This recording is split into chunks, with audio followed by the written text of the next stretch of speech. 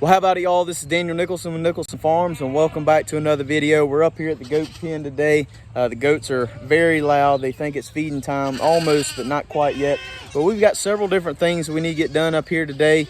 One thing is we're going to set up our creek feeder for our kid goats so they can get in, get some grain by themselves. We're about to cut these mamas off of feed tomorrow. I've been weaning them down a little bit by little bit for the past 2 weeks. Tomorrow they're going to have their last feeding of grain, but we're still going to provide these kids with some grain so that they can continue to grow. We've got enough green grass for the mamas, but I want to add some extra nutrients for the kid goats. I've shown my creek feeder before. It's actually one of my most popular videos on YouTube, but I'm going to go over it again. It's a very simple design. It's something that I built from stuff that was just laying around here, something that you could easily build. I want to upgrade mine, but I'm going to set up the one I have today, get it going. Another thing I want to do is get this water trough here behind me cleaned out. Kind of ashamed how dirty it is, but we're going to get it cleaned out and we're going to treat it with Corid. Corid is a medicine to treat coccidia.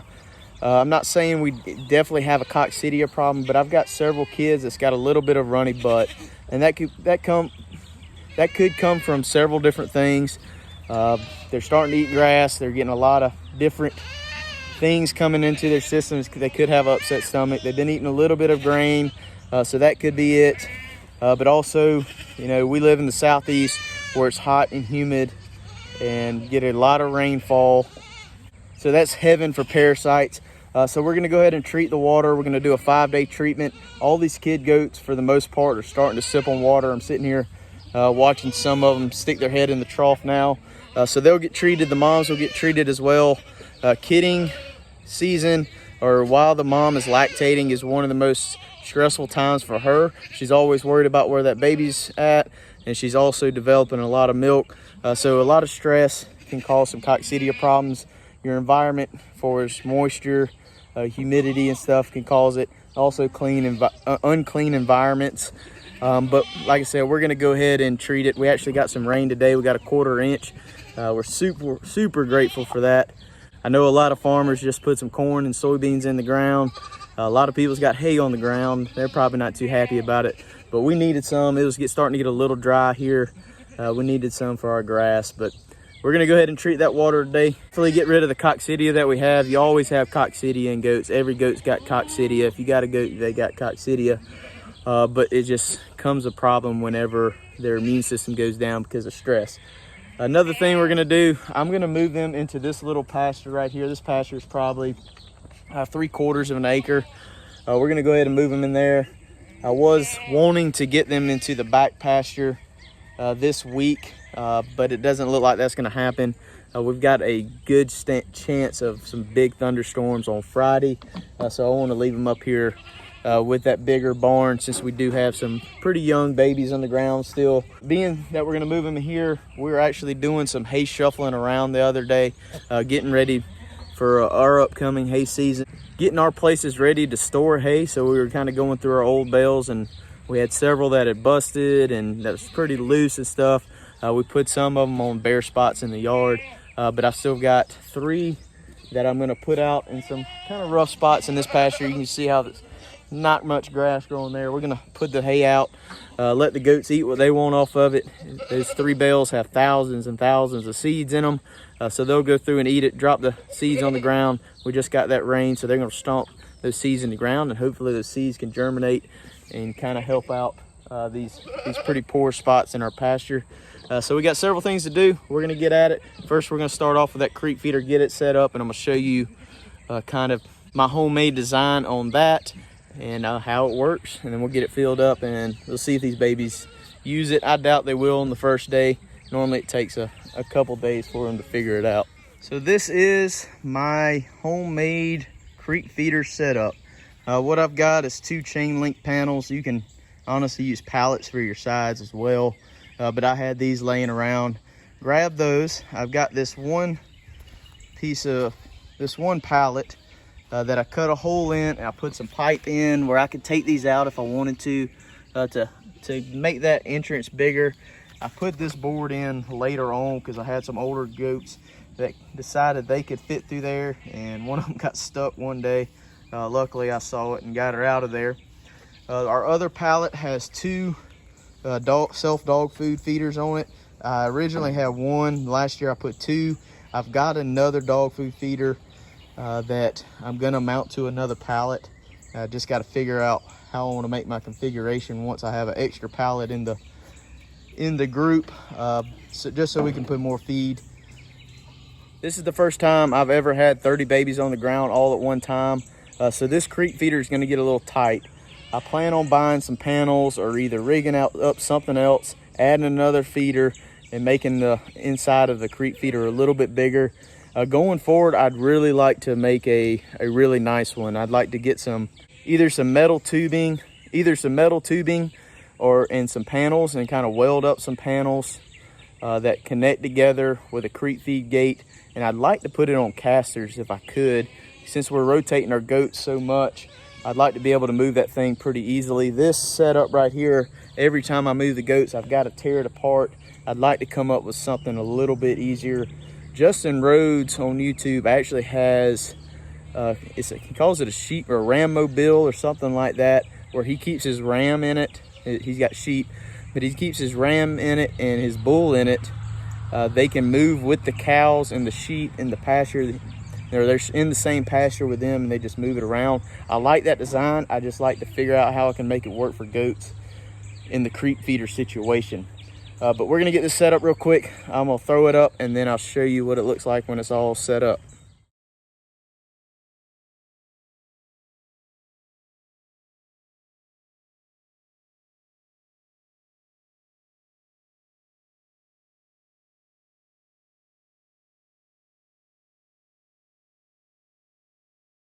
So this is the final product. As you can see, our little entrance is right here.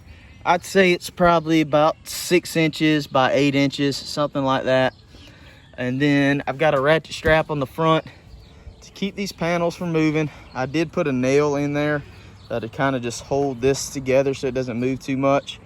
And on the back side, we've got our dog food feeder set up on this panel, another ratchet strap across the back. For the most part, I never really had a problem with this setup. Like I said, it's kind of small for 30 kids. So I think possibly I might add 2 pallets to the front and the back, have 2 entrances. You know, just kind of screw these 2 pallets together, possibly screw those back 2 pallets together, add at least 1 more dog food feeder. If not 2, we'll just kind of have to see how much they're consuming. I went ahead and filled them both up about halfway. I'm going to be moving this in about 4 days. So I didn't want to put too much in there and then have to move it with feed in it and risk spilling it. I don't really expect them to consume all that, but I'm about to spread this hay real quick in this area right here. Then we're going to let the goats in here. Baby goats are super curious, so I'm sure they'll be checking this thing out, and they'll figure out how to go in the next day or so. So let's get this hay spread out. As you can see, we got some rye and fescue mix right here. Good patch here, a good patch over there, but down here in the center where we pull the vehicles through a good bit, that's just compacted ground. So this stuff is gonna add some seed to it. It's also gonna add some carbon to it to kind of loosen that soil up, hopefully, if it gets worked in. So let's get it spread out real quick, and then we'll get these goats in here and see if these babies like their new creek feeder.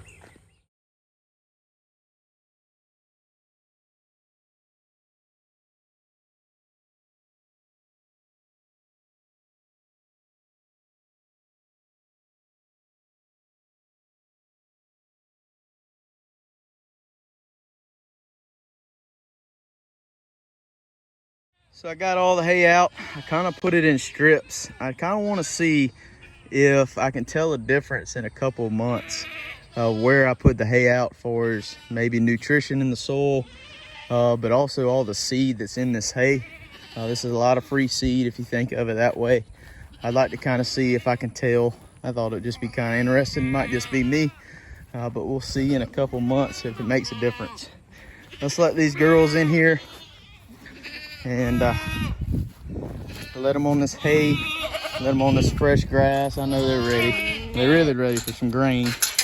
They're gonna have to wait a little bit longer for that.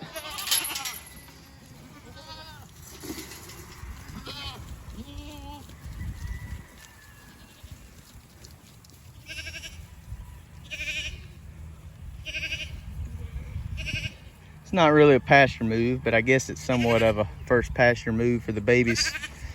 The real one's gonna be coming in about 4 or 5 days when we have to move them all the way to the back pasture.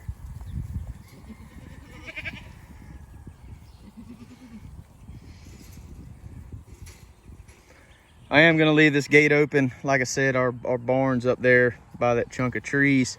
We're gonna leave that open.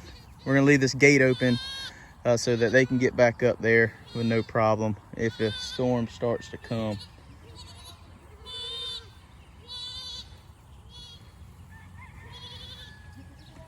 Well, we got our first contestant in there. I don't think she knows the feed's in there. She just worked her way in there, trying to figure her way out now. She'll figure it out. It only takes one to figure it out, and then the rest should follow pretty soon.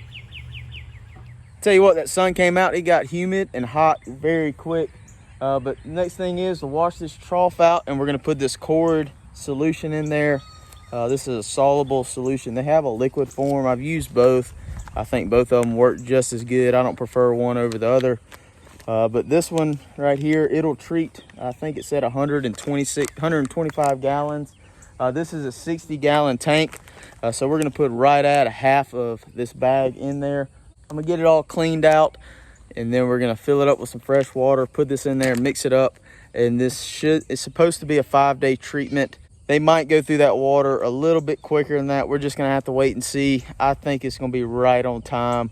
With the amount of goats we got in here, and 60 gallons should last them right at about 5 days. Did have some moisture today. They're getting moisture from the grass. Got some more rain coming Friday.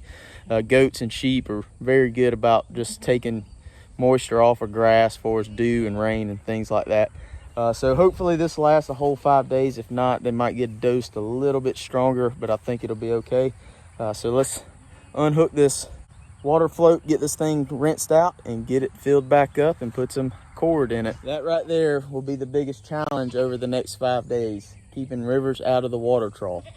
As soon as he comes in the pasture, that's the first place he goes, lays down in the water trough. That's why I can't keep any of my water troughs clean. But we'll get him out, get him washed out, keep him out of the pasture for the next 5 days.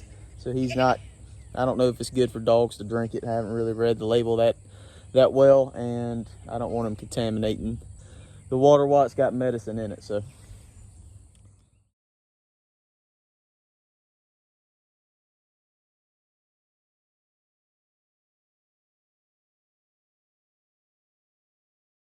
it is a 50-gallon tank. I was wrong. I'm putting a little less than half of this Corid pack in there. Corid has a decent amount of room for error. Don't want to overdo it, so we'll just put a little less than half. I'll get it all in the bottom of the bag, put my finger on what I think is about half, go down maybe a finger length, and then we'll throw that in there.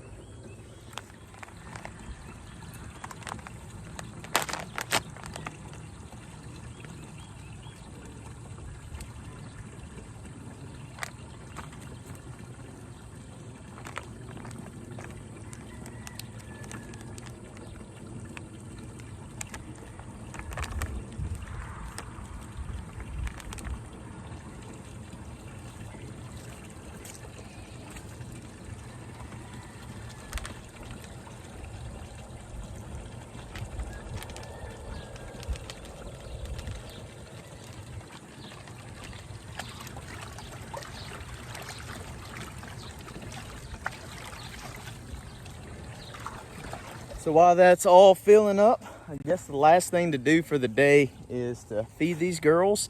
Or not the last thing for me to do for the day, but the last thing for the video. We'll go ahead and feed these girls while that water's filling up, and we'll wrap this video on up.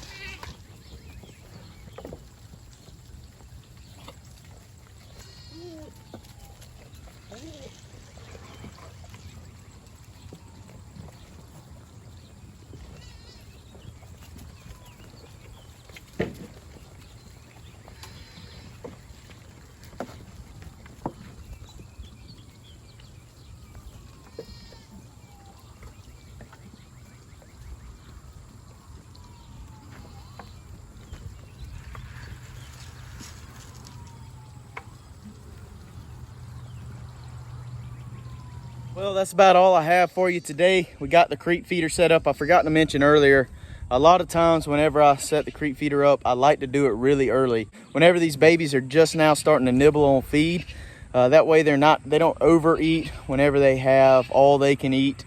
And also I like to keep it full all the time. Don't let it run out. So if they do run out, they don't go in there and overeat as well, upset their stomachs, causes some other issues. So I like to keep the feeders full. Whenever I start, I like to keep them full until I stop feeding them on the creep feeder. But we got our Corid in the water.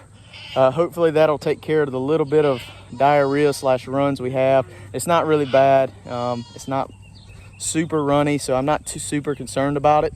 So hopefully that takes care of that. It's not going to hurt anything by treating the whole herd. We got our hay out. Hopefully they'll munch on that some. They munched on it a little bit. Get that seed stomped in the ground. We're supposed to get some rain on Friday. So hopefully that'll compress that seed to the ground, and maybe we'll get some germination on the different seeds that are in our grasses and our hay. But I really appreciate y'all hanging out with us. If you haven't already, hit that subscribe button, leave us a comment, hit the like button, hit the notification bell, and we'll see y'all on the next one.